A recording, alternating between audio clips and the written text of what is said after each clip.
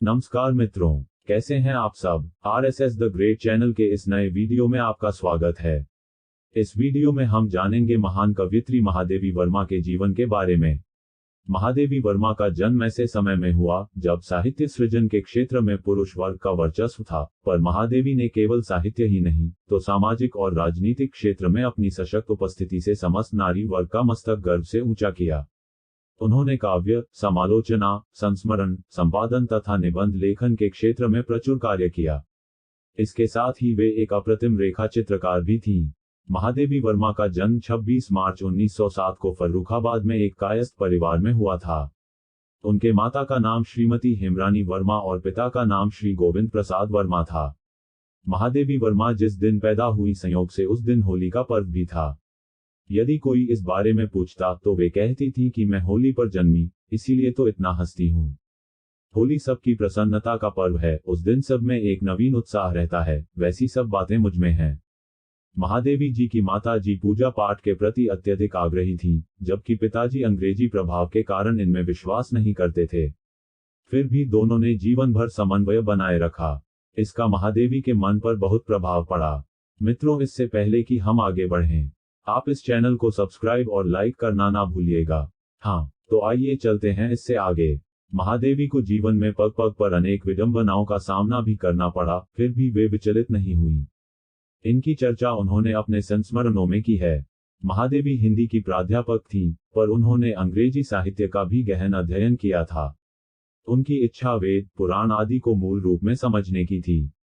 इसके लिए वे अनेक विद्वानों से मिली, पर अब्राह्मण तथा महिला होने के कारण कोई उन्हें पढ़ाने को तैयार नहीं हुआ। काशी हिंदू विश्वविद्यालय ने तो उन्हें किसी पाठ्यक्रम में प्रवेश देना भी उचित नहीं समझा। इसकी पीड़ा महादेवी वर्मा को जीवन भर रही। महादेवी वर्मा कोमल भावनाओं की संवाहक थीं। 7 वर्ष की अवस्था में उन्होंने पहली कविता लिखी थी, आओ प्यारे तारे आओ, मेरे आंगन में बिछ जाओ। रूढ़िवादी परिवार में जन्मी होने के कारण उनका विवाह 9 वर्ष की अवस्था में कर दिया गया, पर उनकी इच्छा पढ़ने और आगे बढ़ने की थी। इसलिए उन्होंने ससुराल की बजाय शिक्षा का मार्ग चुना। 1932 में उन्होंने इलाहाबाद विश्वविद्यालय से संस्कृत में एमए किया। इसके बाद वे उच्च शिक्षा के लिए विदेश जाना चाहती थीं, पर गांधी जी ने उन्हें नारी शिक्षा के क्षेत्र में काम करने को प्रेरित किया। अतः उन्होंने प्रयाग में महिला विद्यापीठ महाविद्यालय की स्थापना की, जिसकी वे 1960 में कुलपति नियुक्त हुईं। उन्होंने इलाहाबाद से प्रकाशित चांद मासिक पत्रिका का कुछ वर्षों तक संपादन भी किया। महादेवी के मन पर गांधी जी का व्यापक प्रभाव था। बापू गुजराती और अंग्रेजी बहुत अच्छी जानते थे, फिर भी वे प्रायः हिंदी में बोलते थे। महादेवी ने जब इसका कारण पूछा, तो उन्होंने कहा कि हिंदी भारत राष्ट्र की आत्मा को सहज ढंग से व्यक्त कर सकती है। तब से ही महादेवी वर्मा ने हिंदी को अपने जीवन का आधार बना लिया। वे निराला को अपना भाई मानकर उन्हें राखी बांधती थीं। उनके विशाल परिवार में गाय, हिरण, बिल्ली, गिलहरी, खरगोश, कुत्ते आदि के साथ साथ लता और पुष्प भी थे। अपने संस्मरणों में उन्होंने इन सब की चर्चा की है। उन्होंने साहित्यकारों की सहायता के लिए प्रयाग में साहित्यकार संसद बनाई। संवेदनशील होने के कारण बाढ़ आदि प्राकृतिक प्रकोप के समय वे पीड़ितों की खुले दिल से सहायता करती थीं। भारत सरकार ने उन्हें पद्म भूषण और पद्म विभूषण पुरस्कारों से अलंकृत किया था। उनकी बहुचर्चित कृति यामा पर उन्हें प्रतिष्ठित ज्ञानपीठ पुरस्कार दिया गया था। नारी चेतना और संवेदना की इस कवयित्री का स्वर 11 सितंबर 1987 को सदा के लिए मौन हो गया। महादेवी वर्मा के संबंध में कहा गया है कि छायावाद ने उन्हें जन्म दिया था और उन्होंने छायावाद को जीवन दिया। महादेवी वर्मा छायावाद की चौथी स्तंभ भी कही जाती हैं। अप्रस्तुत के माध्यम से प्रस्तुत के साम्य गुणों का चित्रण वह बखूबी करती हैं। रूपक, अन्योक्ति, समासोक्ति तथा उपमा उनके प्रिय अलंकार हैं।